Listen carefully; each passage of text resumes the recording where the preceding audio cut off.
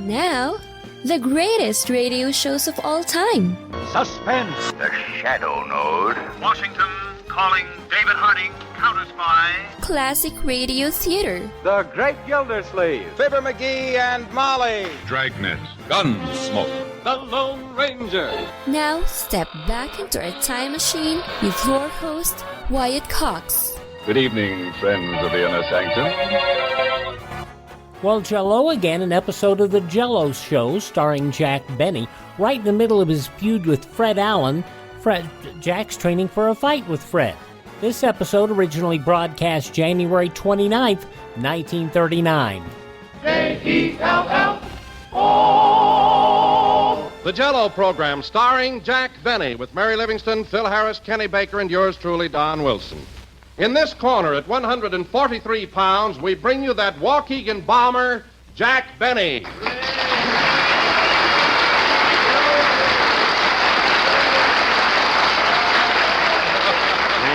Thank you, Jell-O. Again, this is Kid Benny, your Sunday night slugger, talking. And say, Don, that was something new, wasn't it? What was the idea of that introduction? Well, Jack, Mary told me that you were going in for a lot of vigorous training and road work lately. Are you getting ready for a fight? Oh, no, Don. I was just a little run down and felt that I ought to get back in shape again, that's all. You know? Oh, then those threats Fred Allen's been making lately have nothing to do with your sudden interest in physical culture. Don, stifle the thought, please. I don't have to build myself up to fight that guy. Any man that'll starch his legs so they won't wobble.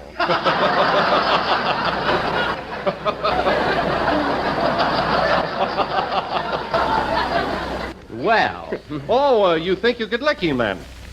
Don, if we ever got in the ring together, I'd finish him faster than a Scotchman eating a paid-up meal in a burning restaurant. And I'm the guy that can do it. Say, Jack. Yes, Mary? I heard Alan's program Wednesday night, and he made one crack that simply burned me up. I thought he went too far. Oh, yeah? What did he say? He said when it came to fighting, you were dirtier than a Pittsburgh nudist. Oh, he did? Yeah. Boy, was I mad. Well, you certainly acted. Let me tell you something, Mary. The reason Alan talks so tough is because he knows there's very little chance of us ever getting together. That's right. If he comes here, you'll go to New York. All right, Mary, go ahead. Make a coward out of me. You're not fooling anybody. Oh, Jack, what sort of training have you been doing? Anything strenuous? Well, rather. I get up bright and early in the morning, and Rochester and I toss the ball back and forth, and then we run like mad around the backyard, and then I skip rope. You make mud pies, too? Yes, if it'll make you happy. Well, Jack, that sounds like you're really going in for good, solid exercise. I'll say I am. And you know, Don, I've also got a punching bag and a pair of 15-pound dumbbells. 15-pounders, huh? Well, how do you like working with them? I don't know, Don. I can't get them off the floor. I have a lot of fun, though, rolling them around. Say, Jack, did you tell Don what happened to you the other day on your trapeze? No, and never mind. What was it, Mary? Well, Jack hung a trapeze in that big tree in his backyard and said he was going to swing over to a limb like Tarzan. Oh, Mary. So when he jumped, one foot stuck to the trapeze and the other got caught on the limb. Now, listen. He was hanging up there all afternoon. Oh. And what happened? A bird built a nest in his toupee.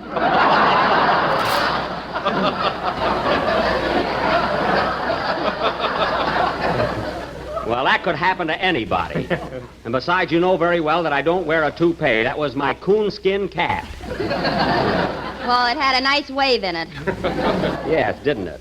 Now, let's forget me and the trapeze. Oh, hello, Phil. Hiya, Jackson. How's muscle-bound Benny tonight? It's all right, Phil. It wouldn't hurt you to take a little exercise once in a while. For a guy your age, you're very flabby. Oh, I don't know. You just don't live right. I don't, eh? Listen, Benny, I take a cold shower every morning, the minute I get home.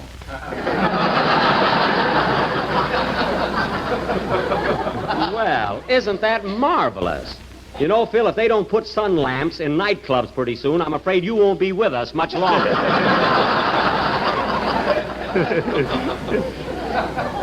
Incidentally, have you forgotten that little rebellion last week, or do you still intend to do your own program? Oh, sure, I'm going through with it. In fact, I've been working on it all week long. Is that so? Say, Phil, what's the name of that product you told us you were signing up with? Bixby's Bubble Gum. Bubble gum.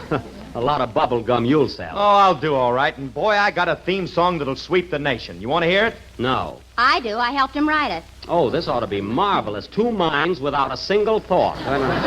Go ahead, Phil. Let's hear your theme song. Okay, hit it, Charlie. Give me a little introduction. Bubble gum, won't you buy my bubble gum? It's for me, it's for you. Chew and chew and chew. Oh, brother. It's so sweet, can't be beat for Tom and Joe and Pete. Chew it up, chew it up, chew it up, blow! My bubble gum.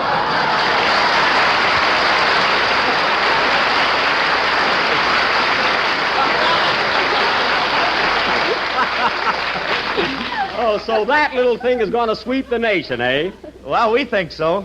I gave Phil another swell number for the middle of the program. Oh, for the middle of the program. Will it get that far? Gee, it's terrific, Mary. Sing it to him. Okay. Thanks for the bubble gum. No matter how you chew, it's always good as new. Cats, they all meow for it, and cows, they always moo. Oh, thank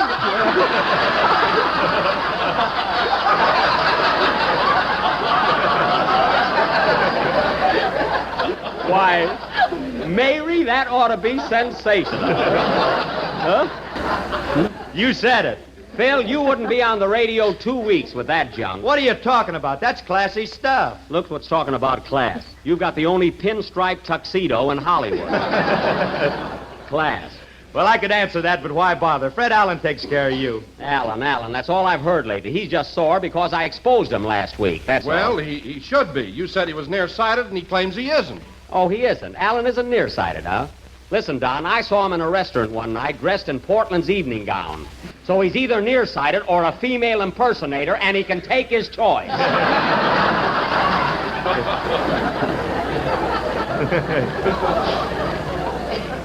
It's up to him. Take it easy, Jack. Allen won't like that crack. Oh, he won't. Well, I'll be just too perturbed. And now, Mr. Harris, you're still in my employ. So would you mind going over to your orchestra, wake them up, raise your baton, hold your nose, and play something? Okay, boss. Go ahead, Maestro. Give out one of your musical masterpieces. Wait a minute. Come in. Mr. Benny? Yes? I resent that crack you just made about Fred Allen. Why, are you nearsighted? No, I'm a female impersonator. Goodbye. What a pest. I wish he'd stick his head in a bucket of water and let it freeze. Play, Phil. That was Umbrella Man, played by Phil Harris and his orchestra. And say, folks, you know how Phil would announce that if he was on his own program? You know how he talks. He'd say that was Umbrella Man, brought to you by His Royal Majesty of Rhythm. Just call me Madge, yeah. That was a goodie, wasn't it, folks? Yeah. That was right in the groove. We were in there punching. Yeah. All right, Jack. Don't give people the impression that I'm corny. I suppose you're not. You ought to call yourself Phil Harris and his musical Cobbs. And now, folks... Wait a minute, Jack. My orchestra isn't corny either. Oh, it isn't, eh? I could start a husking bee here in about 2 seconds.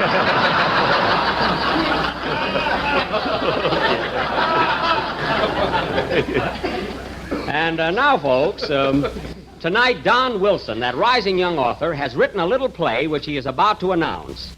Take it, Don. Ladies and gentlemen, the scene is a little vine-covered cottage located in the suburb of a typical American city. The time is 7 p.m. and dinner is being served. So without further ado, we take you to the home of Mr. and Mrs. Average American.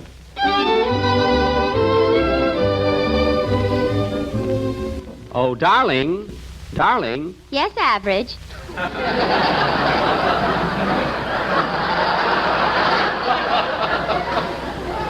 It was so thoughtful of you to have Jell-O for dinner. No wonder it's the fastest-selling gelatin dessert in America today. Yes, indeed.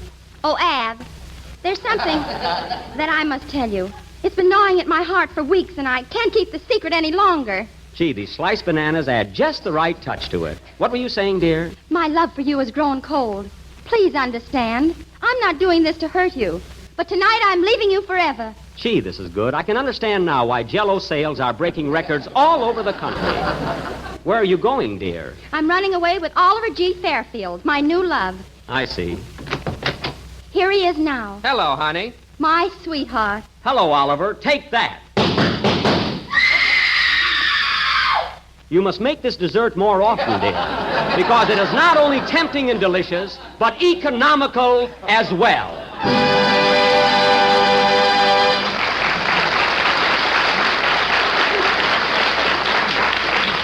And now, ladies and gentlemen, Don, drag Oliver off the stage, will you? Okay.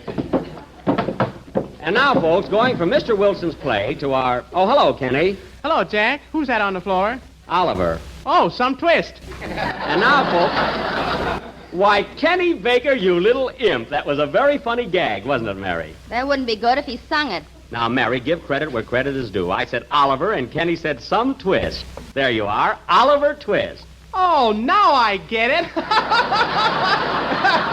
not bad. I had a hunch there was something wrong there. And now, folks, as I was about to say... Say, Jack. What is it, Kenny? Did you hear You-Know-Who last Wednesday night? Yes, I heard you-know-who. Boy, did he give J.B. what was coming to him. Kenny, you can drop this none-too-deep mystery. We all heard Alan, and I, for one, am not interested. Well, gee, he certainly answered everything you said about him last Sunday. With one little exception. You notice he didn't say a word about his being a juggler in vaudeville. That's right. Why was that? Because he's ashamed of it. Oh, Don, you remember the Cherry Sisters who used to do an act years ago, and they were so bad that they had to work behind a net? Yes? Well, Alan used to work behind them.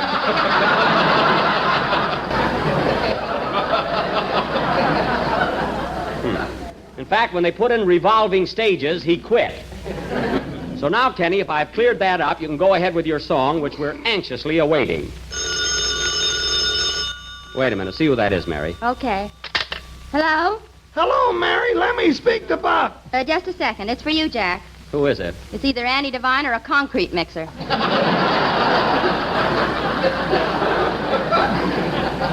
Oh, Andy. I want to talk to him. Hello, Andy. Hiya, Buck. Are you coming over today? Yes, Rochester's waiting downstairs in the car. He's got my boxing gloves and everything I need. Did you ask your pa if I could work out in the barn? Yeah, he said if it's okay with the bull, it's okay with him. Oh, well, how does the bull feel about it? Oh, he don't mind. He went to Pomona to see an old cow he used to know. Well, that's fine. We'll be leaving right away, Andy. See you in a little while. So long. So long, Buck. I'm sorry, fellas, but I have to rush away. You can carry on without me, can't you? Oh, it'll be a tough struggle, but I think we can do it. And how? All right, Phil, and none of that bubble gum stuff. This is the Jell-O program. So long. Hey, Jack, can I go with you? Yes, but I don't want any wisecracks when I'm training. Goodbye, everybody. Goodbye, Jack. Take care. January 29th, 1939, Jack Benny on Classic Radio Theater. The big Overstock sale going on right now at MyPillow.com. If you know somebody who likes body pillows, the MyPillow body pillow, deeply discounted to just $39.95. Also, they have select pillowcases, couch pillows, and individual towels deeply discounted. Go to MyPillow.com, click on the radio listener square, use my promo code USA, and get deep discounts just for you at MyPillow.com. The whole Jack Benny-Fred Allen feud started when Fred Allen one night had a young violinist on his show who played an exceptionally difficult piece, and Fred Allen said Jack Benny should be ashamed of himself for calling himself a violinist. This young boy is only, I think it was like 10 years old. And Jack responded, well, when I was 10 years old, I could play that good. And the whole thing escalated. It was months before they even discussed a feud. They were best of friends. January 29th, 1939, Jack Benny on Classic Radio Theater with Wyatt Cox.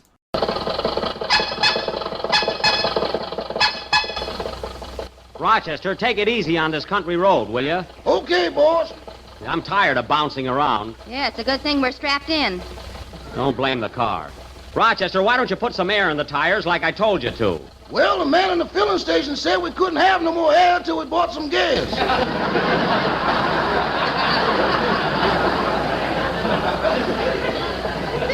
Don't alibi. Now, the first chance you get, put some air in those tires. What's the use? It just goes in one hole and out the other. They're not that bad, so keep still. Say, Jack, are you sure this is the road to Andy's farm? I think so. Rochester, where's that road map I had? The road map? Yes. You glued it on the medicine ball and made a globe out of it. Oh, that's right. Now, let's see. Andy's farm ought to be around here somewhere. I know we must be close to it. Hey, boss, there's Mr. Andy's place right down the bottom of this hill. Oh, yes, there it is. Shut off the motor, Rochester. It's more of a thrill coasting down. Oh, how much gas can you save on one little hill? That's not the point, Mary. It's better for the car. Shut off the motor. Hold on, boss. Here we go. Yes, sir. Whee! Hey, Mary, isn't this fun? Yes, some excitement. Boy, we're really moving now. Say, boss, you know that loose front wheel we got? Yes? Well, there it is, way up ahead of us.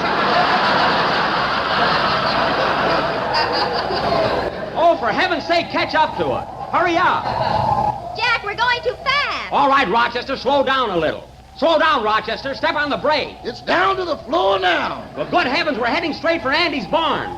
Quick, let me have the wheel. Here you are, boss. Don't hand it to me. Look out. Look out, everybody. Here we come, Andy, ready or not. Rochester, look out for the barn. Don't worry, I see it.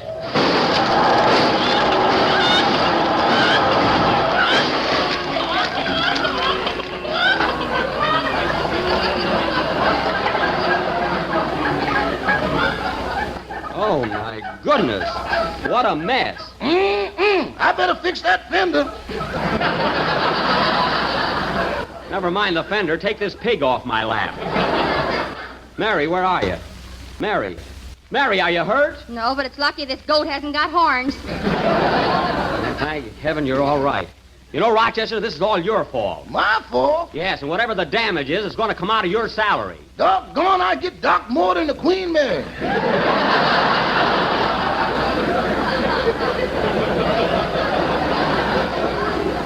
Well, you ought to. And quit making goo-goo eyes at that chicken. It belongs to Andy. Hey, Buck! Buck! Here comes Andy now. Act nonchalant, Jack. Yeah, hello, Andy. Hiya, Buck. Are you hurt? No, Andy, but I'm sorry we crashed into your barn like this. Oh, that's nothing. Pa does it every Saturday night. He does? Yeah, then the darn fool takes off his shoes and tries to sneak into the house. Well, there's no harm trying. Say, Rochester, get the boxing gloves and my training clothes out from under the back seat. Okay. Thanks very much, Andy, for letting me use your barn to train in. Where can I get into my trunks? Oh, right over there in that stall. Oh, fine. Mary, will you excuse me while I change my clothes? I'll excuse you while you go to South America. Very sweet of you. I'll be back in a second, Andy.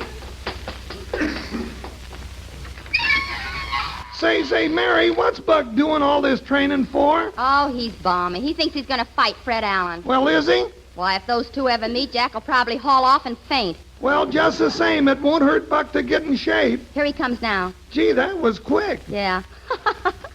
Gotta load him with those boxing gloves and red velvet trunks. Well, here I am, fellas. How do I look? My.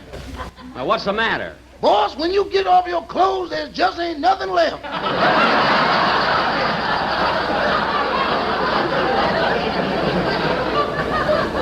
Well, that's the purpose of my training. I want to fill out. Say, Buck, Fred Allen was right about your chest. It does cave in a little. Oh, well, a good slap on the back will fix that. All right, Mary, what are you shaking your head for? I thought you told me you had muscles. Well, I have. Look when I pull up my arm. What do you see now? A hula dancer. I'm not talking about my tattoo.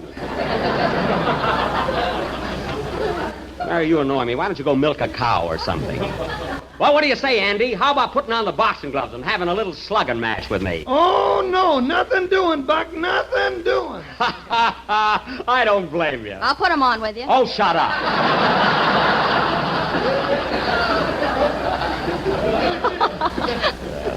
You don't think I'd fight a woman, do you? You would if you thought you could win.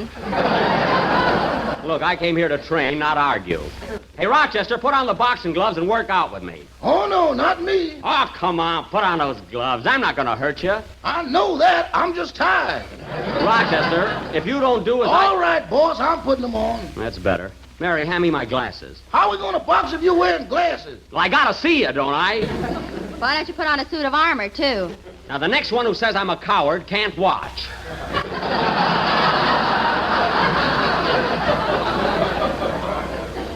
All right, Rochester, and remember, no holding in the clinches. Hitting below the belt is foul. And over the fence is out. Never mind that. Now, let's get going, Rochester. First, we'll spar around a little and get warmed up. Then I want you to tear right into me. Okay, let's go. Attaboy. What's the matter, Andy? With you and Rochester sparring around, it looks like you're shadow boxing. Yeah. Hey, Mary, how's my footwork? Very flat. It's a good thing they are. It's harder to knock me over. Hey, Andy, watch me get Rochester. Okay, Buck. Hey, Rochester, look. What's that behind you? Where? Right there. Ow! I got you that time, Rochester. Boy, did I give you a black eye. Black eye? Yes. You'll have to peel me to prove it. Oy vey, January 29th, 1939, Jack Benny. I'm Wyatt Cox. You're listening to Classic Radio Theater with Wyatt Cox on your favorite station. Oh, come on, I hate you. You have no right to speak to me. You're stupid, you're evil. You believe in your God, guns, and gold. You shouldn't have the right to vote. We must fix this disgusting country now. We want socialism now. Whoa there, little fella. Our U.S. Constitution protects your right to say these things, even if they are drivel. Our founders believed in our inalienable rights granted by God, not some mafia.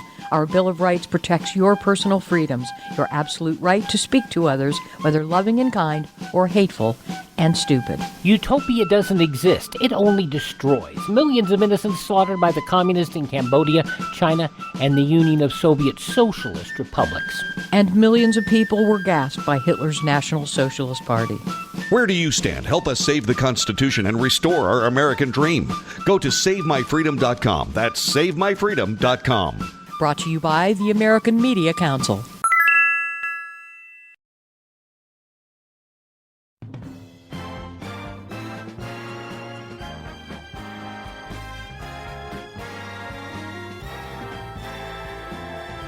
Now on Classic Radio Theater with Wyatt Cox, the conclusion of the Jell-O Show starring Jack Benny, January 28th, 1939. Hey, Rochester, look! What's that behind you? Where? Right there. Ow! I got you that time, Rochester. Boy, did I give you a black eye. Black eye? Yes. You'll have to peel me to prove it.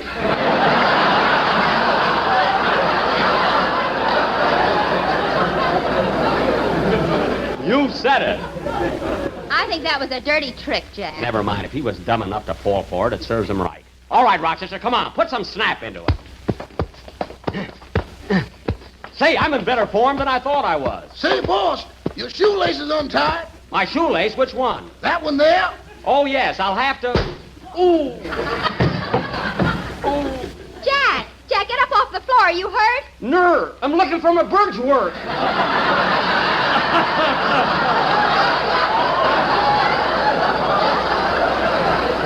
Your what? My bird's work. The darn crow looked my turf for.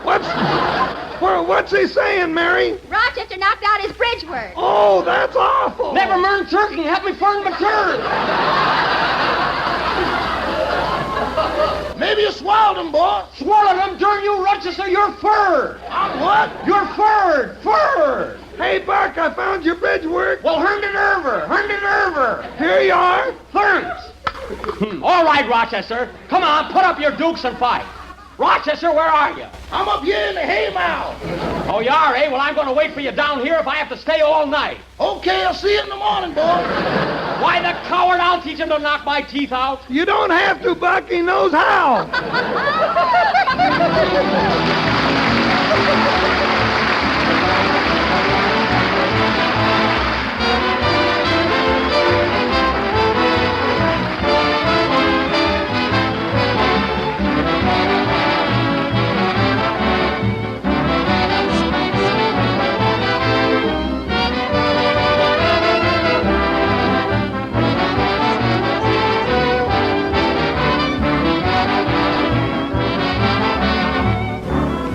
If you want to put your husband into a good humor after a hard day's work, here's just the dessert to help you out. It's the new Jell-O Butterscotch Pudding, the best tasting dessert you've tried in many a long day. It's smooth as satin, it's rich and mellow with true butterscotch flavor and the good old-fashioned kind. It has a tempting color like golden taffy, and it's just plain mouth-watering delicious.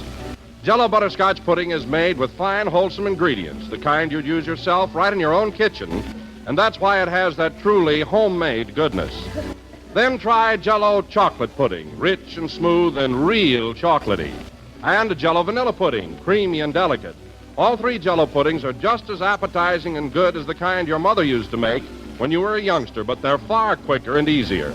There's only a few minutes cooking required, and you can't go wrong. So ask your grocer tomorrow for Jell-O butterscotch, chocolate, and vanilla pudding, the real homemade kind.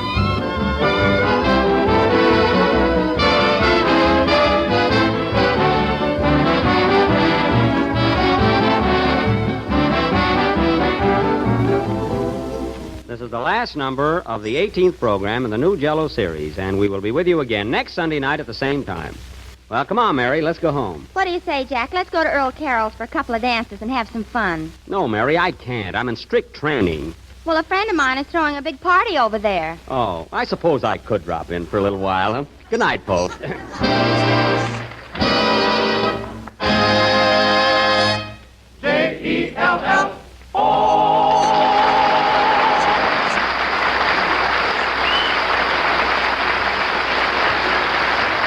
Kenny Baker appears on the Jell-O program through courtesy of Mervyn LeRoy Productions. Jubilee is from Paris Honeymoon, and it's the strangest thing from the picture Up the River. This is the National Broadcasting Company. January 29th, 1939, Jack Benny on Classic Radio Theater with Wyatt Cox. Here's some great news. If you missed the deadline to sign up for health insurance, or if you just have a plan you're not happy with, you still have a choice. It's called MediShare. There are hundreds of thousands of members, and they love it. MediShare has a 98% customer satisfaction rating, and this is obviously huge. The typical family saves around $6,000 a year switching to MediShare. Find out more. They're great to talk to. 833-34-BIBLE. That's 833-34-BIBLE. Now on Classic Radio Theater with Wyatt Cox, an episode of the serial Captain Midnight. This goes back to January 29th, 1940.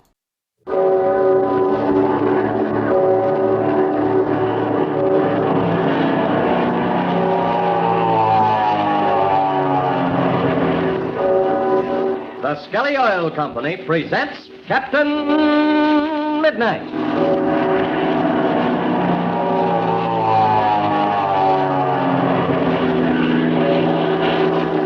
Captain Midnight, brought to you 3 times each week by the Skelly Oil Company, Skelly Jobbers and Dealers.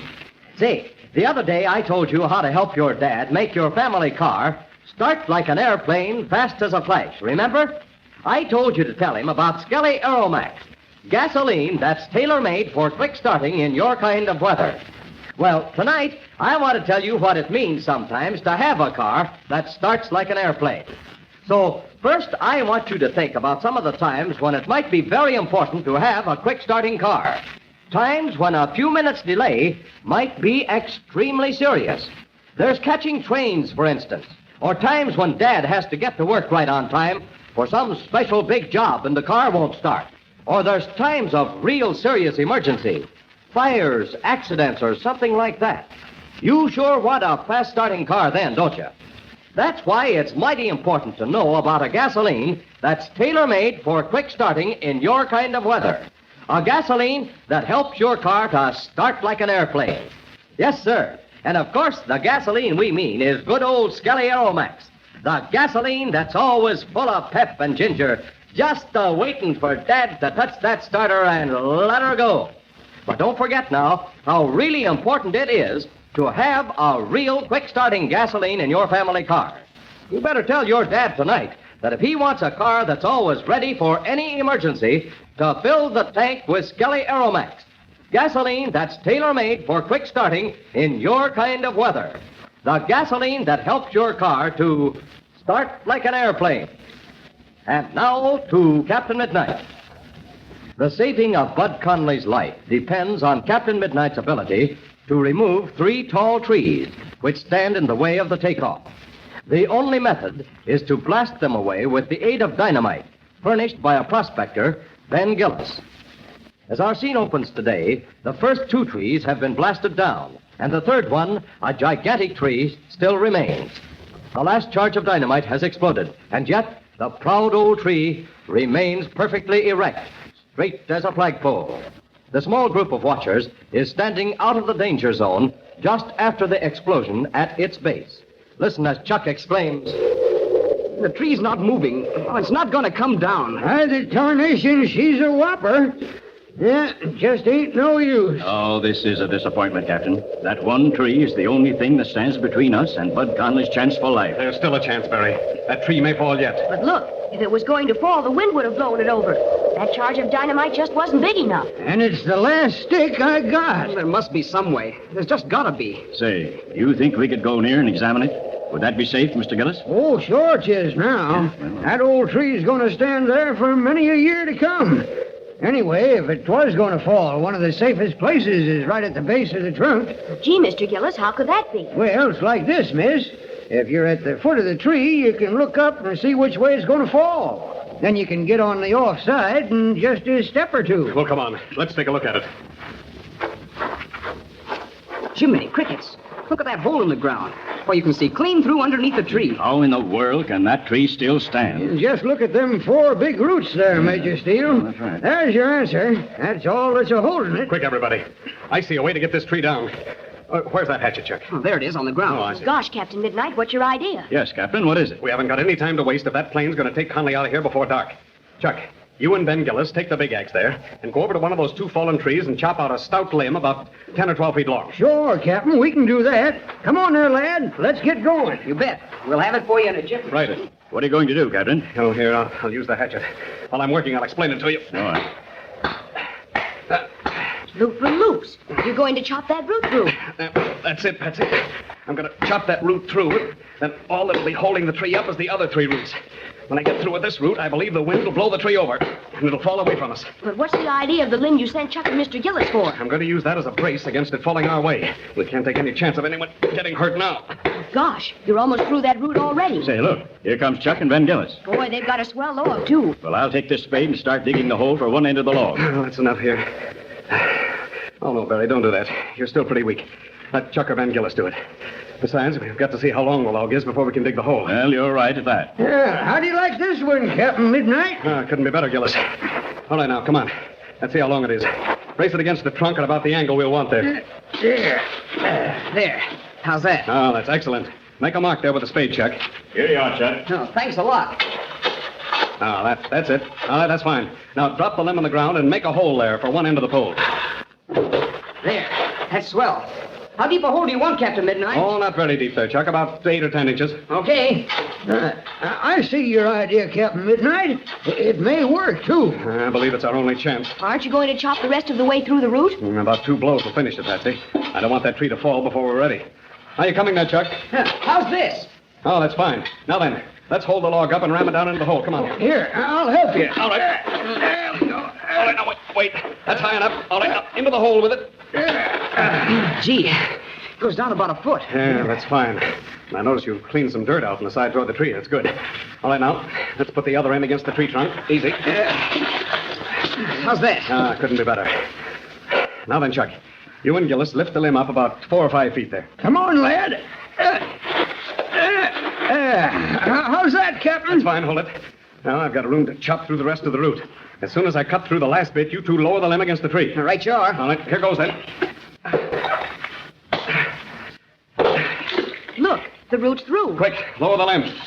There. Now she's braced. That tree can't fall this way. Oh, I'm afraid it's no go, Captain. The tree isn't moving. I don't know about that. Look up above. Yeah? Yes, I think she's beginning to go. Oh, you're right, Patsy. She is going. Stand still, everyone. You and Gillis, Chuck, keep pressing down on that brace hard. The wind is forcing her over. Look, she's gathering speed. The log doesn't do any good now. All right, drop it, you 2, and stand back there.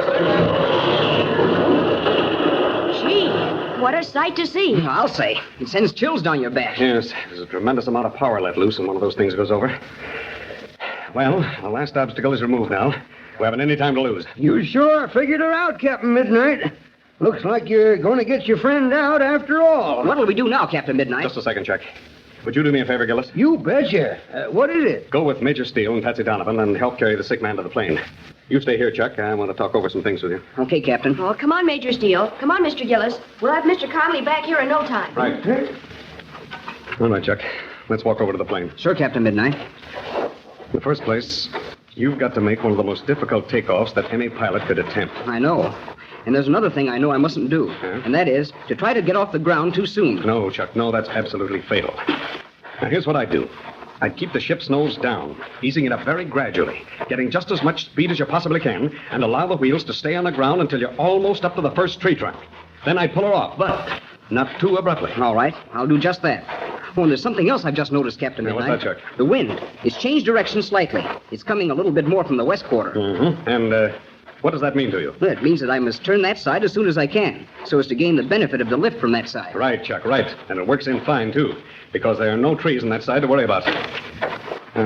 Well, here we are. While the others are bringing Conley, we'd better lift up the tail and turn the ship around.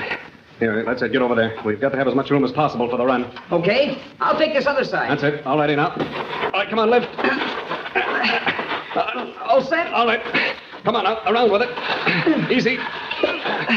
There, that's fine. Let her down. Easy now. Oh, this is swell. The tail is almost touching this tree trunk. Yes, you've got as much room for your takeoff now as you could possibly have, Chuck. Well, there wasn't anything more we can do for you. Well, I'll do my best, Captain Midnight.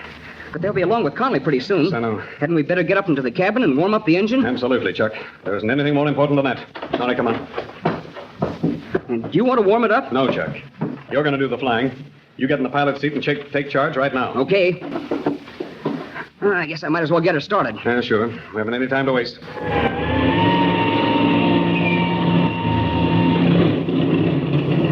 I'll crack the throttle open a little bit and let her warm up. All right. Now then, Chuck, while the engine's warming up, I want to give you some instructions. We worked out your course on the map. Now, you're going to head straight for Ridgeville, Texas. That's the nearest good airport. Yes, and I should get there with about a half hour's gas to spare. Yeah, that ought to be about right. Now then, after you get in the air, you must contact Ridgeville by radio and tell the field to have an ambulance with a doctor and nurse waiting for you. Okay, I'll do that. Now, another thing. We'll be anxious to know how you're getting along. The Spartan's engine can still turn over. There's a little gas left in the tank. And I can talk to you over the radio, but not after you get any distance away. I'll be broadcasting on the Ridgeville wavelength, so you can listen to that. But for our own conversations, I'll transmit on the Spartan's link. Right, it's a good idea. Let's talk to each other every half hour. On the hour and on the half. Okay.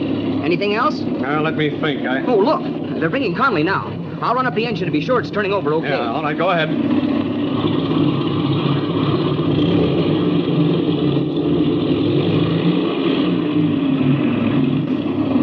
She's turning over like a sewing machine, and I tested her on each mag. Yeah, so I noticed. I believe the engine's all right, Chuck. Well, here we are. Here's Conley. Oh, okay, Major Steele. We'll lift him up in there, Captain Midnight. All right, but be careful, be careful.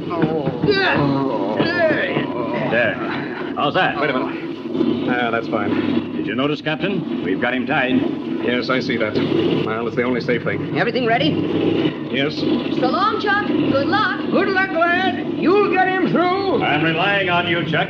I'll do my best, Major. Goodbye, everybody. I'll be back tomorrow. Well, Chuck, there's nothing more to say.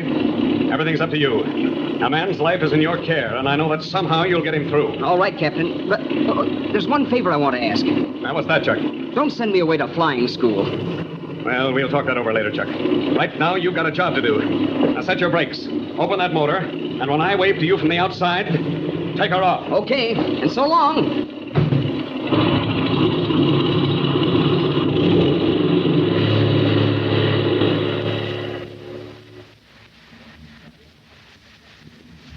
Yes, the thin thread of a human life is in Chuck Ramsey's care. Will he be able to get off the ground safely? And then, if he does, will he be able to fly the lonely sky trail to Ridgeville Airport? Don't miss coming adventures. Tune in to Captain Midnight.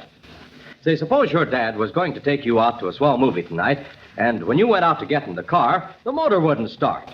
Say, wouldn't that be disappointing? Well, listen. If you want to help keep things like that from happening in your family, here are 2 things to do. First, tell Dad about quick-starting, tailor-made Skelly Aeromax gasoline. gasoline that's tailor-made for quick starts in your weather. Second, tell him about easy starting Skelly Tagoline Winter Motor Oil, an oil that doesn't get thick as glue, but lets the motor turn over easy on coldest morning. So there, I've given you a real combination to keep your car in quick starting condition. Skelly Aeromax Gasoline and Skelly Tagoline Winter Motor Oil. Tell Dad about them both tonight. Now, be sure to listen to the next adventure of Captain Midnight. We're going to hear from the world-famous auto speed driver, holder of 147 world's auto speed records, Ab Jenkins of Salt Lake City. Don't miss this thrilling special feature of our next program. So don't you forget to tune in again Wednesday, same time, same station, for further transcribed adventures of Captain Midnight. Brought to you every Monday, Wednesday, and Friday by the Skelly Oil Company, Skelly Jobbers and Dealers. Can Chuck successfully make the dangerous takeoff from the small clearing in the center of a deep forest, and with a dangerously sick man in the plane with him? Be sure to listen Wednesday. Until then, this is Don Gordon, your Skelly man, saying goodbye and happy landing!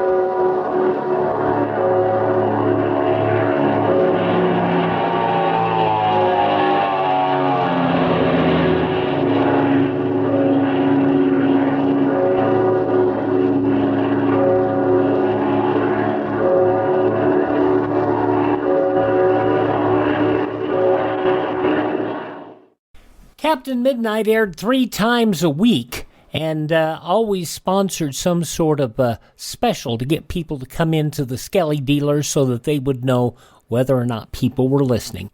January 29th, 1940, Captain Midnight here on Classic Radio Theater. Would you do me a favor and thank this radio station and support their advertisers? It is their kindness and courtesy that allows us to be with you each and every time we roll around.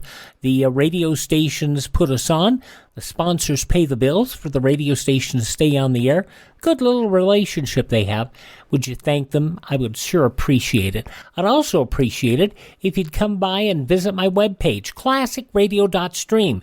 That's classicradio.stream, where you can stream our shows on demand. You can learn more about building a classic radio collection of your own. You can find all of our social media links there, and you can also contact me directly, classicradio.stream. And don't forget, if you miss a day, we produce 21 hours a week of classic radio theater. You can find each and every hour by going where podcasts are served, including iHeartRadio, Spotify, Spreaker, Apple Podcasts, Google Podcast. Just search for Classic Radio Theater with Wyatt Cox. That's Classic Radio Theater with Wyatt Cox. That's why I mentioned that so much. Classic Radio Theater with Wyatt Cox. You get it? Thank this station, support their advertisers, tell your friends the great radio shows are right here at this spot on the dial. Classic Radio Theater right here on your favorite radio station.